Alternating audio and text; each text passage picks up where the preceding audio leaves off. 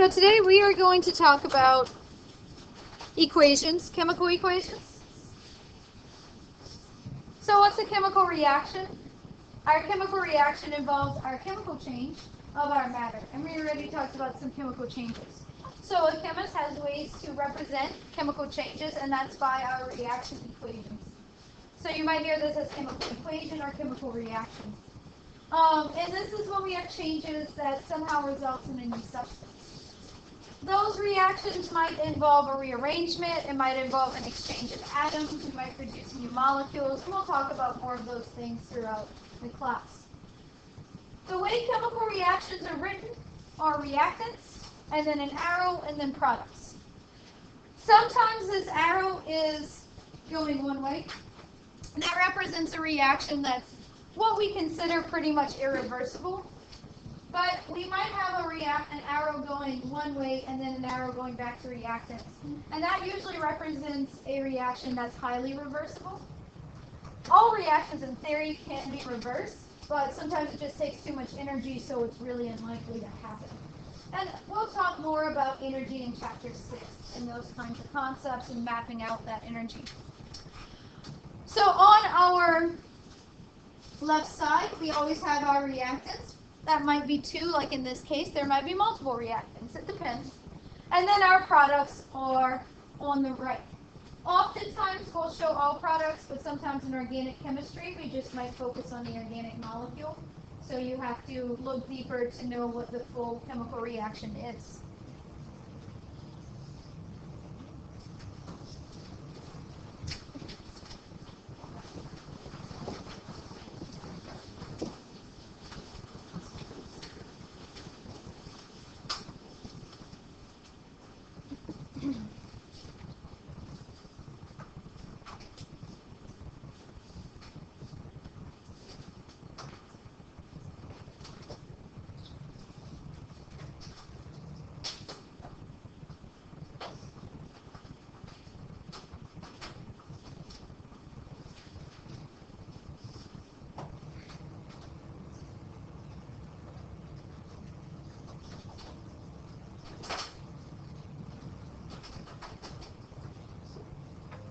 The way we write our reactions are symbolic for meaning certain things.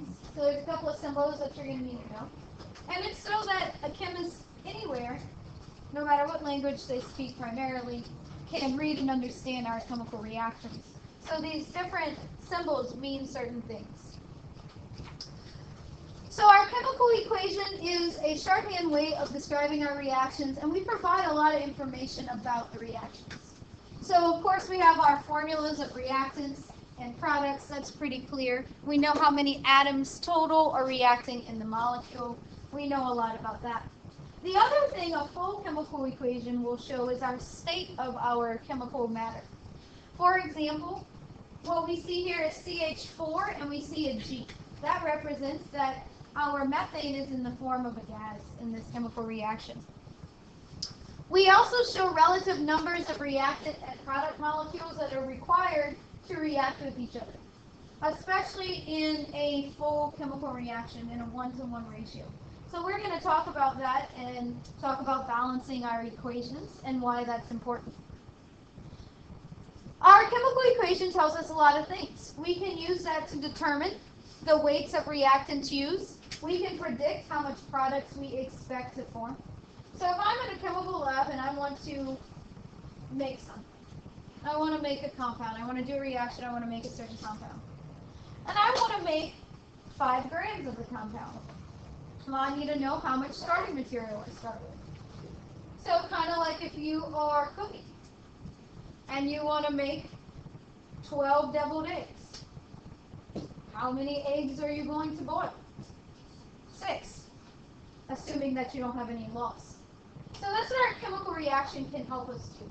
It can tell us what we need to start with. If we know how much of something we're starting with, we can predict how much possible product we can form. So it tells us a lot of our chemical equation. So let's look at the combustion of methane. We're starting with combustion again. We've kind of looked at combustion.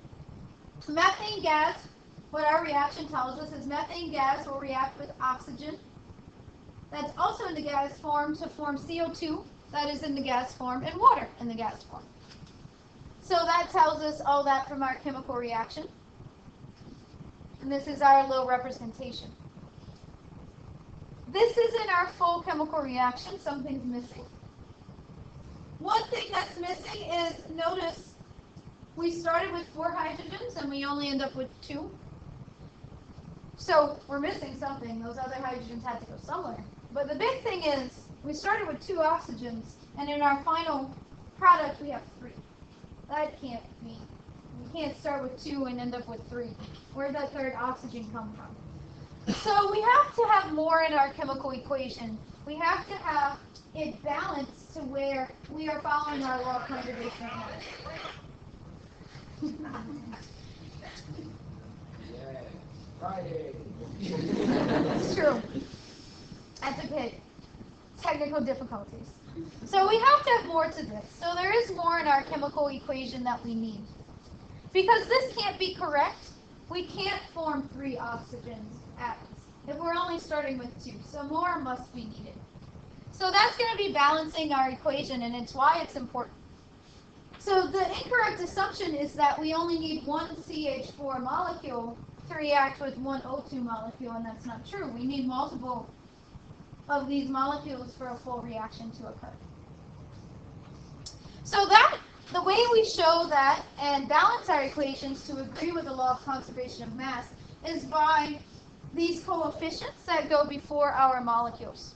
And we're going to look at balancing equations in a lot of detail. Now, some reactions will be a one-to-one reaction, but we need to be able to determine if that's true. So to show that, we use a balanced equation and we use these numbers. Now, again, just like in most of chemistry, if the number is 1, we don't show it. It's not necessary to show a 1, just like we don't show a 1 after our carbon, even though we know we only have 1 carbon for each CH4 molecule. So we're not showing 1s. That's pretty normal. So we got to adjust our numbers of molecules. So our total numbers of each atom that we start with is how much of our total numbers of each atom that we end up in the end. Sometimes this is easy to see, sometimes it takes a little bit more, so we'll be going through this. So if we balance this, we see that if we actually start out with 2 molecules of O2, we're going to form 2 molecules of water, but now we're balanced. We have only 1 molecule of carbon on each side of our arrow. We started with 4 molecules of hydrogen, and we still have atoms. We still have total 4 atoms of hydrogen, though of course it's in a different form. And then we started with 4 atoms of oxygen, and in our final product we have 4 atoms of oxygen. Now this is typically we show our stoichiometry and our lowest whole number ratio. Technically, we could have started with 4 molecules of CH4, but then we need 8 molecules of O2. So typically we just start with our lowest whole number ratio. Because clearly, in a actual chemical setting, we're not going to have 1 molecule of CH4. That's very hard to do. It's a very, very small compound. So we usually have a sample of multiple of these. So we just use our lowest whole number ratio. And we can always double check to make sure we have the same amount of atoms on each side of our arrow, because the law of conservation of mass, you can't make something from nothing. And my analogy I like to use is, again, if you're baking cookies and you want pecans in your cookies, you have to add them. And if you didn't have pecans in your cookies and you have them after they baked, you need to get out the house because someone's probably in there. And you really want to watch out for that. And I don't know why someone would break in your house and add pecans to your cookies, but if you're allergic to pecans, they might be trying to kill you, so you might want to leave. So we can't make something from nothing, which is why it's important that we balance our equations. So we're going to talk about balancing equations. So reading our chemical equation, this chemical equation tells us that we have CH4 and O2 are reactants, and we need 2 moles of O2 for every 1 mole of CH4 for a full reaction to occur. If we only have 1 mole of O2, we will not get a full reaction to occur. So we don't have enough. And then our products are CO2 and H2O. And for every reaction, we're going to get 2 moles of water, but only 1 mole of CO2. That's what it's telling us. Now, these things tell us our state. The G means gas, and our states of reactions are pretty easy to know, our symbols. And then the numbers in front are our coefficients. Now, we can change the number of coefficients, but we cannot change the number of hydrogens bonded to carbon because that would be a different molecule. So when we're balancing our equations, we can change our coefficients, but we can't change what our actual molecules look like. That's very important.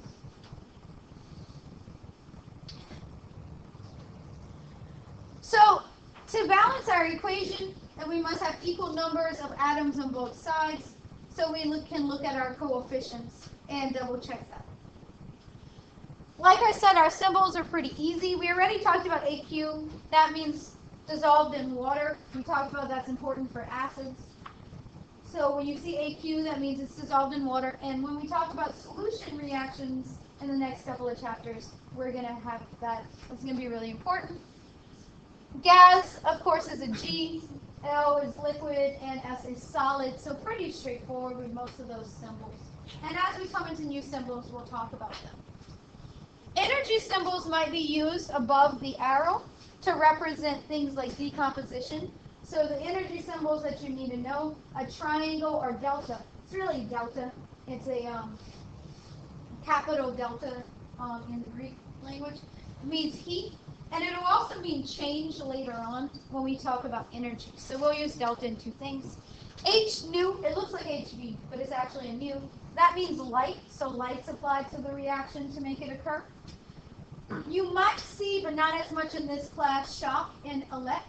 That means a mechanical, so we had to mechanically agitate the reaction to make it occur.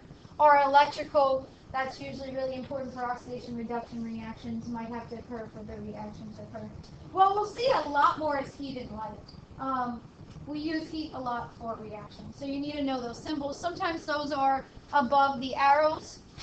Sometimes above the arrow we might have a catalyst, or we might have a catalyst below the arrow, and as we get to examples like that, I'll point them out. So there's a couple of things that we'll learn as we go on. But these you need to know. They're pretty straightforward, though. So let's do some balancing of equations.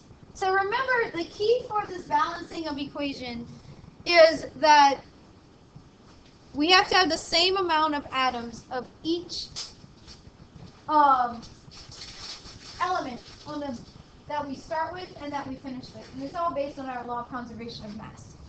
So you can follow these. You don't really have to, but these are just to help you. So our first thing, if we don't have the actual skeletal equation, we have to write it.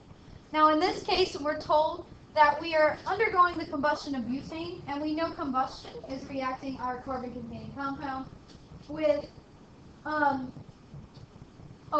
to form CO2 and H2O. That's always going to be combustion.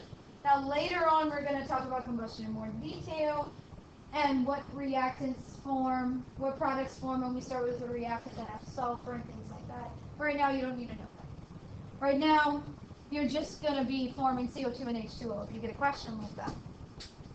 So our first step is writing our actual skeletal structure. We need to know what the equation looks like before we can balance it.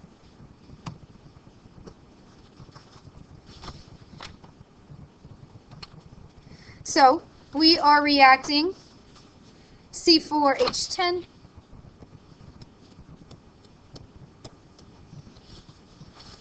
and in this case I might have to tell you that C4H10 is liquid at room temperature. You probably wouldn't know that offhand.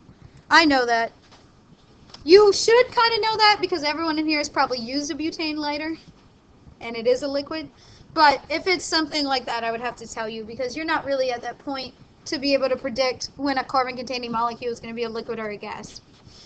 But it's a liquid, so I'm going to put the L.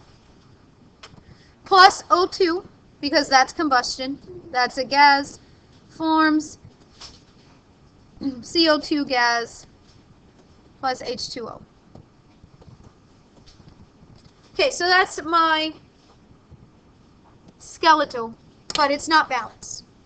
So next we need to balance our atoms. The way I'm going to show you how to do this is not necessary that this is how you have to do it, but the way I'm going to show you how to do this I find helps me when I'm teaching and helps students that have problems with this. Some of you in here might be really good at balancing equations already, and that's great, but some of you might not have really ever had to do this or did it 10 years ago or whatever. So I'm going to show you a way that I find helps when I teach, and that's by making a chart.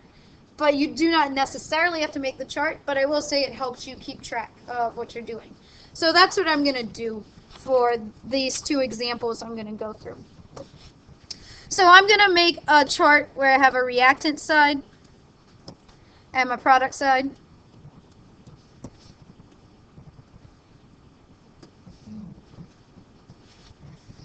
And on both sides, I'm going to write my atoms. So I have carbon, hydrogen, and oxygen on my reactant side, and of course my product side I have carbon, hydrogen, and oxygen. So that's true for this reaction. So now I'm going to write the number of each of the atoms I have starting off. What I have written down in my skeletal. So with my skeletal I see I have 4 carbons, 10 hydrogens, and 2 oxygens. And then for my final product, I see I have 1 carbon, as it's drawn now, 2 hydrogens, and total how many oxygens? This is a common problem. We have 3 total oxygens. They're in 2 different molecules, but we do have 3 total oxygens. So that's how I like to start. Now again, you don't necessarily have to do this, but I find it helps. Now I'm going to keep track of any change I do to my reaction here on both sides, and I'm going to be done when it's equal. So you can kind of play around with what you should start with. The easiest thing for this example to start with is working with hydrogen or carbon, because in the product I have oxygen in 2 separate molecules, so that's going to be a little bit more difficult to work with to start. So carbon is only in 1 molecule in my starting material and 1 molecule in my final product, so it's a bit easier to start with. So I'm going to start with trying to balance carbon. Now I might have to change this throughout this process, but that's where I'm going to start. So I'm going to say I only have 4 carbons that I started with, but I only have 1 in my product, so let's put a 4 here. So here in my little thing, I'm going to put 4 CO2. And now I'm going to track how that changed. And I still have 4 carbons to begin with, 10 hydrogens, and 2 oxygens because I didn't do anything to my starting material. But now I have 4 carbons. I still have only 2 hydrogens because I didn't do anything to the H2O term. But now 4 times 2 is going to be 8. And adding that to my other oxygen, that's 9. Everyone sees why that's 9? Okay, so now I'm just going to, okay, my carbons are balanced. That doesn't necessarily mean I'm done with my carbons, but that's an easy thing to start with. And the next easiest thing to do is balance my hydrogens, because again, I only have hydrogens in 1 molecule in my starting material and 1 in my final product. So that's a nice, easy step to go to next. So I have 10 hydrogens in my reactants, but I only have 2 in my products. So if I multiply my H2O term by 5, then I can get somewhere.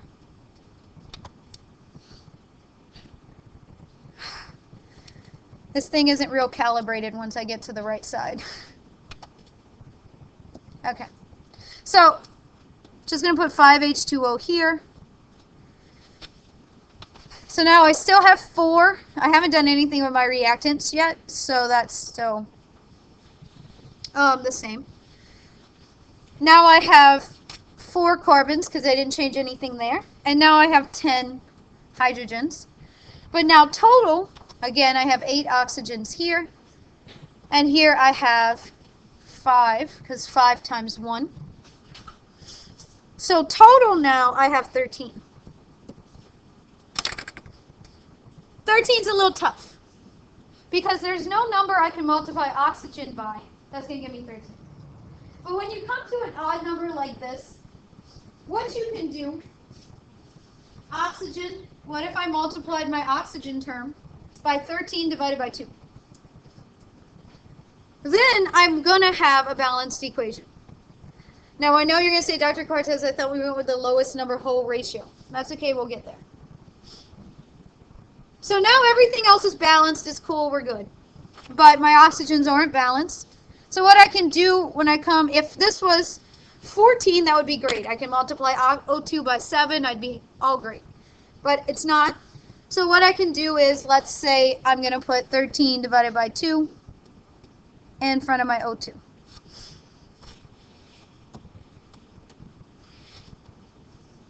So now, again, I haven't changed anything with my carbons in my starting material, my hydrogens. But now I have 13 oxygens. 13 divided by 2 times 2 is 13. And I didn't change anything more with my products.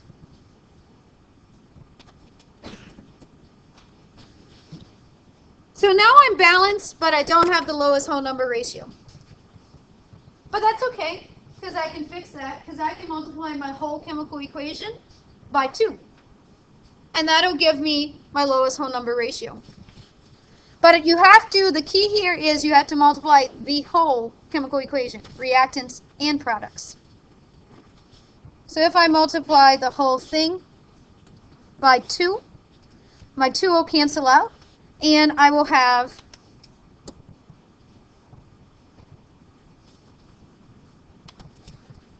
two times C4H10 plus 13 O2 produces 8 CO2. Remember, nothing changes with my molecule. I always have 2 oxygen atoms for 1 carbon, plus 10 H2O.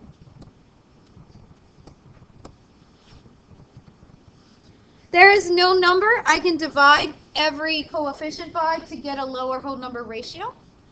Now my last step is I want to check. If I did this correctly, and I follow exactly what my equation says, I should have a completely balanced reaction. So my check for my final, I'm going to have 8 carbons in my starting material, 2 times 4, 20 hydrogens, and then 26 oxygens. And my final product, I have 8 carbons, I have 20 hydrogens, and then I have 16 oxygens in CO2 and 10 in my H2O term. So that is a total 26. My oxygens are balanced, my hydrogens are balanced, my carbon is balanced, and there is no number I can divide all of these by. So this is my balanced equation. Again, you don't necessarily have to set up this chart, but I find it really helps you from making a mistake. Now, you won't always have to use this, but when you get an odd number like this, it's really helpful. What I say about balancing equations is kind of like solving a puzzle. And I can't sit here and tell you, if I gave you a jigsaw puzzle, I can't really sit here and tell you how to solve that puzzle. Some people like to do the outside first. Some people like to do the middle and then do the outside. Some people like to do a part here, a part there, and then put it together. This is solving a puzzle. You have to find the best way for you to solve this puzzle. I'm just going to try to teach it in a systematic method that you can go and follow if you need. But you really have to find your way to solve this puzzle. And the only way you can do that is by working problems and working problems and working problems. Always check your work with these. It's very easy to check because you know your atoms have to be balanced on both sides. So you can always check your work with these kinds of questions. Let's go through another example. Okay, so here, this is saying aluminum is reacting with air, produces a white powdery compound, aluminum oxide.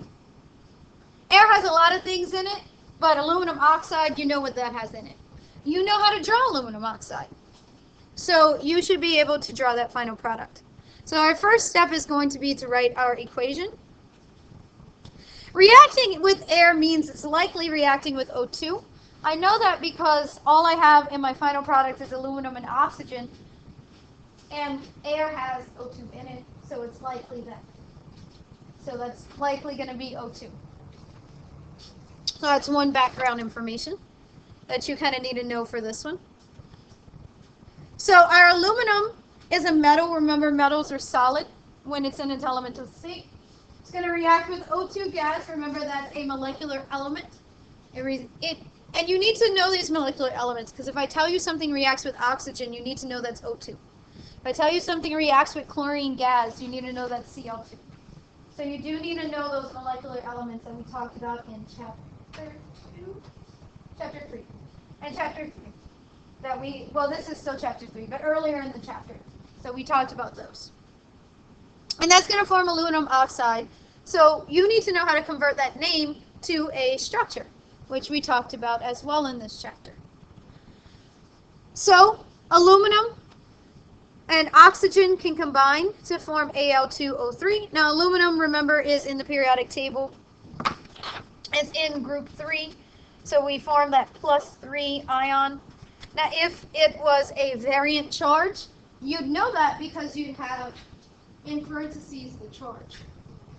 So you still need to know how to convert the name to the structure. So this is our chemical equation, but it's not balanced. So now we need to balance our chemical equation. Well, we don't know if it's balanced. We'll know when we do our start. And when we do our start, if it's balanced already, we don't need to go further. So again, I'm going to set this up just like I did before with a chart, just because I find it's the easiest way to teach this to a large class and the most effective. Because honestly, it's really hard to teach things that you're really good at, and I can balance equations really easily. I've never had a problem with it. So I find that this route helps everyone the best. Everyone's good at some things better than others. I'm really good at math. But that means sometimes it's hard for me to explain it to other people, because I just do it. So let's go again. I'm going to put my reactants and my products. I'm just going to put R and P just to do that. And of course, in my reactants, I only have, in this case, aluminum and oxygen. And in my products, I only have aluminum and oxygen. So this one's a little bit easier than the example we did before. So at my start, I always want to start and kind of get an idea of what I have. If you're baking, you're probably going to go to the pantry and see how many eggs you have before you start deciding how much you're going to bake. So we want to know what we start with. So we have in our equation, we have 1 aluminum atom, and we have 2 oxygens in our reactants. That produces in our products 2 aluminums and 3 oxygens. So we're not balanced. Our aluminums aren't balanced, our oxygens aren't balanced, so we have to go further. This one's pretty straightforward because we are taking 2 things and making 1 thing. So this one's a little bit easier to balance and see probably. So you might not need this chart as much, but just to be clear and to be safe, we're going to keep with the chart. So let's start with oxygen. We have 3 oxygens in our final product. And we have only 2 in our starting material. So if I multiply my starting oxygen with 3 and my final product with 2, I'll be able to balance it. So let's start with 3, because there's no outward easy route to balance our oxygen.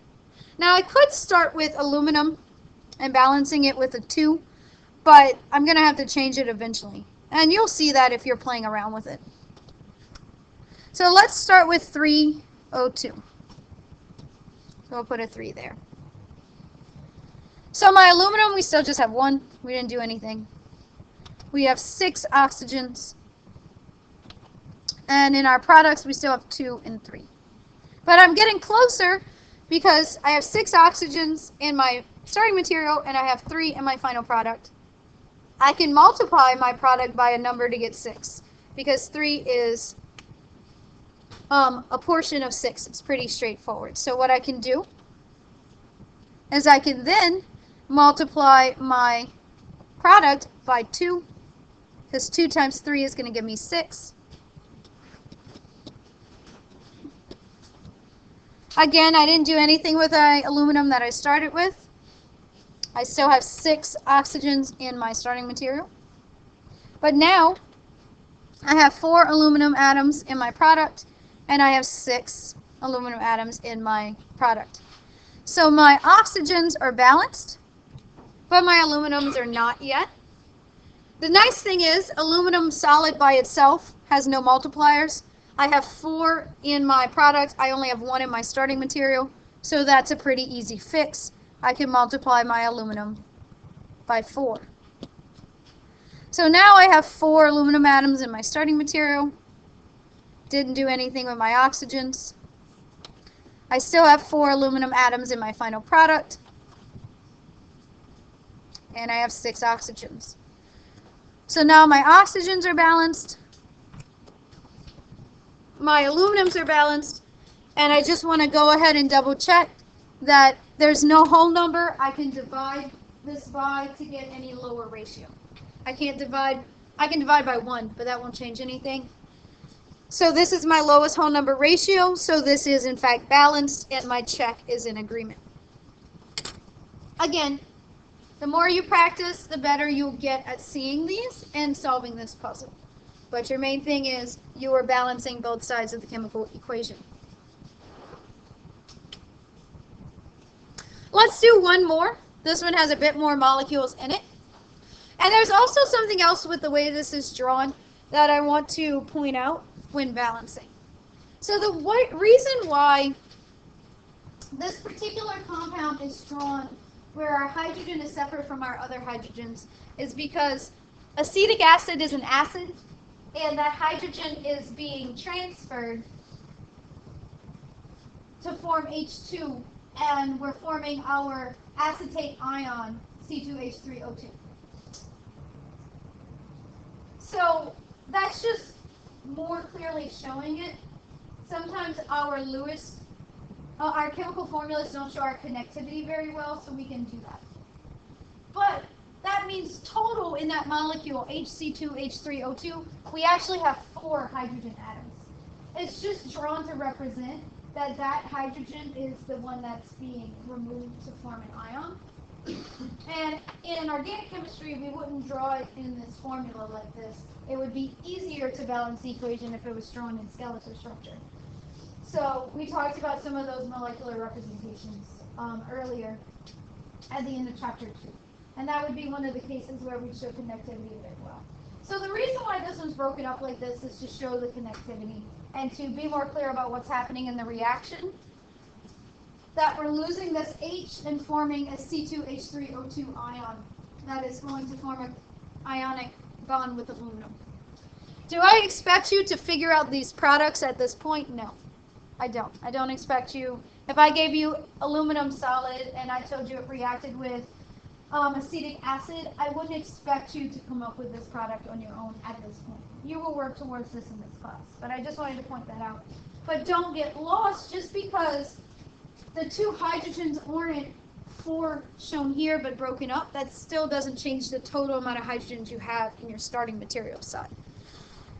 So we're going to figure this out. Now if I told you it formed aluminum acetate, of course you should be able to draw that product because you should be able to take your ionic molecule, your ionic compound, aluminum acetate, and draw what it looks like. So you should be able to do that because we talked about that in chapters 3. And also you should know that when hydrogen is in the gaseous or elemental state, it's in H2. So that's another one of those diatomic molecules, a molecular element. So now that we have our equation, then we can balance it. So again, I'm going to make my nice little chart because I think it's the easiest way to explain what we're doing. Oh, my chart's in red this time. And I just put reactant and product so I don't get lost when I'm doing these. Okay, so in our reactant sides we have aluminum. we have hydrogen, we have carbon, and we have oxygen. It looks like we have more, but we don't. And our product side, we have aluminum, hydrogen, carbon, and oxygen. And I'm just, to be consistent for myself when I'm doing these, I just keep them in the same order, just to be consistent. That's really the only reason why I'm doing it, so I don't get lost when I'm doing this balancing. So the first thing I like to do is, what am I starting with? So I am starting with 1 aluminum atom, and I am starting with 4 total hydrogens. That's important that we recognize that. I have 2 carbons, and I have 2 oxygens. In my product side, I have 1 aluminum. Here's another reason why I wanted to do this example. I'm not going to calculate my hydrogens just yet. I have 3 C2H3O2 ions in this ionic compound. That's what that parentheses means. So that means for this compound, the way it's drawn, I have 3 times 2 carbons. That's 6 carbons. I have 3 times 3 hydrogens. That's 9 hydrogens. And I have 3 times 2 oxygens. That's 6. So I'm not starting with 2 carbons. I'm starting with 6 carbons, 6 oxygens, and 11 hydrogens. Because I have 9 here, and I have 2 here. Your first step is to basically take note of what you have. Before you go shopping, you count how much money you have in your wallet, hopefully, or your bank account, hopefully. You should really look at that before you go shopping. So we want to count and see what we have before we start trying to change anything about our balance, our stoichiometry. This will help. So remember, that means we have 3 C2H3O2 ions. So we have to take that into account. Okay, so that's our first step. We know what we're starting with. We're clear that we're not balanced because, well, we don't have the same amount of carbons, oxygens, or hydrogens on both sides of our equation. We have the same amount of aluminums. Aluminums by itself, it's easiest to finish with because if I change the coefficient in front of aluminum, it doesn't change anything. So let's save that one for last if we need to balance aluminum. So we'll save aluminum for last just because it's really easy to balance aluminum. It's by itself. So let's start with, and again here, this is one of those cases where the more you practice, the more you'll get good at what you're going to start with. So what I am going to start with is, I have less carbons in my starting material than my final product. And I only have carbons in 1 molecule in my starting material, 1 molecule in my product. And the same thing with oxygen. I only have it in 1 molecule in my starting material, 1 molecule in my product. So they're a little bit easier to balance. So I have 2, and then I have 6. If I multiply this whole thing by 3, I'll have 6. And I'll also have 6 oxygen. So that's a good place to start. Because again, hydrogen is in 2 different places in my product. So that one's going to be a little bit harder to work with. So let's start with multiplying this by 3.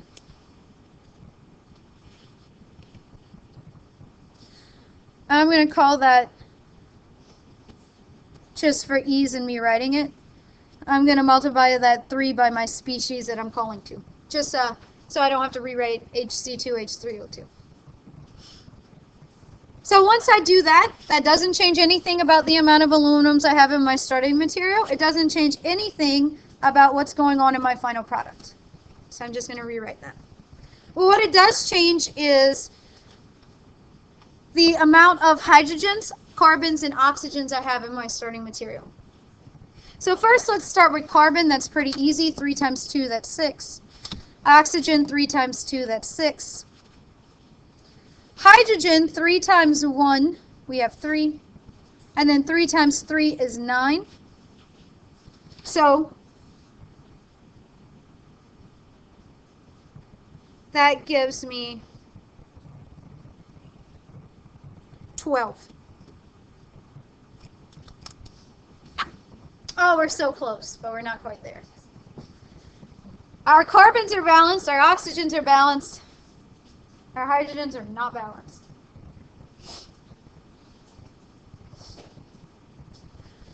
So where should we go from here? Well, the easiest thing to do now is going to be to work with H2. Because if I do a multiplier in front of aluminum, it's going to change everything with my carbons and my oxygens, and I got to go back to this and do all kinds of things. But H2 is by itself. So let's think about changing that. So remember, I have 9 hydrogens in, let's call this species 3, just for discussion, and let's call this molecule 4. So I have 9 hydrogens in species 3, and I'm adding that with my 2 in species 4, right? So that gives me 11 total. If I had 3 total hydrogens in species 4, that would be 9, 10, 11, 12, right? Now, is there a whole number I can multiply H2 by to give me 3 hydrogens? Not a whole number, no. But I can multiply it by 3 over 2. So let's try that. If I multiply this by 3, sorry, it's not calibrated for this side of the thing. For 3 over 2.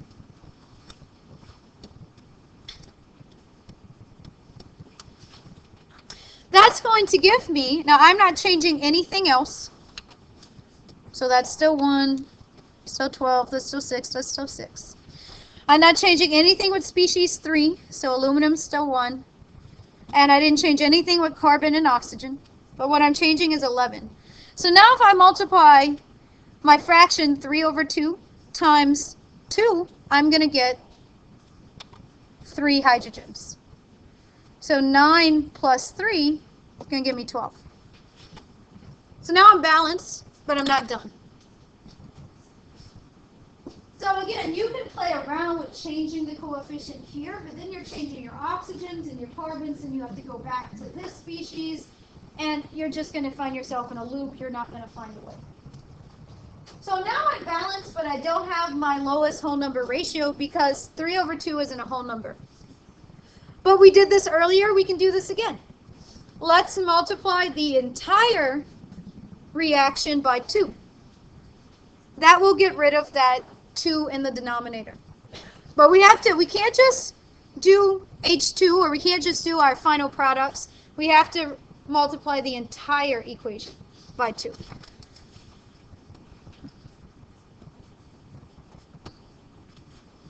So when we multiply our entire equation by 2, we will get 2Al solid plus 3 times 2 is 6.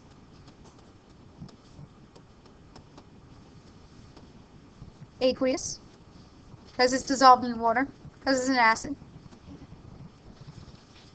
That puts us 2 in front of species 3.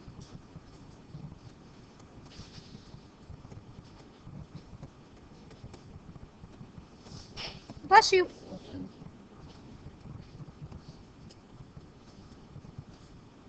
And at this point, you don't know how to predict that aluminum acetate is aqueous. You will later. We're going to talk about that in solutions.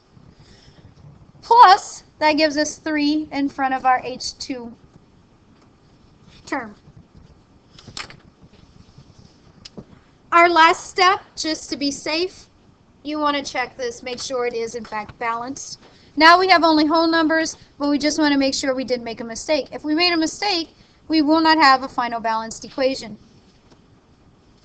So this is 2, and our total hydrogens is going to be 24. Convince yourself of that. 12 carbons, 6 times 2 is 12. 6 times 2 oxygens is 12. On my other side, aluminum is 2. It's pretty straightforward. Carbon, we have 12.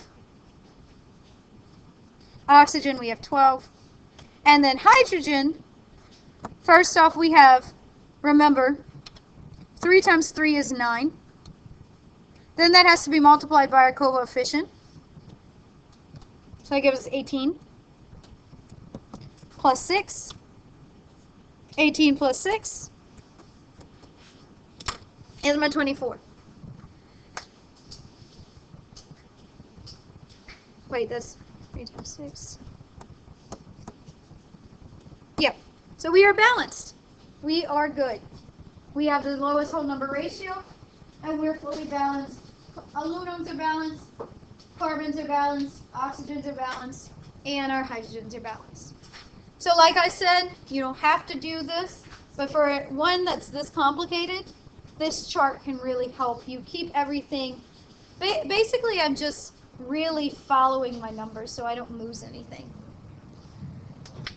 I don't know if any high school teaches it like this. I just came up with this from teaching to make it clear, so I hope this has made it clear to you if you've ever had issues with balancing equations. Again, the more you practice, the better you get. It's a little bit of guess and check work sometimes. I hate guess and check. Like I said, for this one, it was easier to work with H2 because if we keep on changing this, then we have to change carbons. So always do what seems easier, and that'll really help you with these. So practice these, solve your puzzle.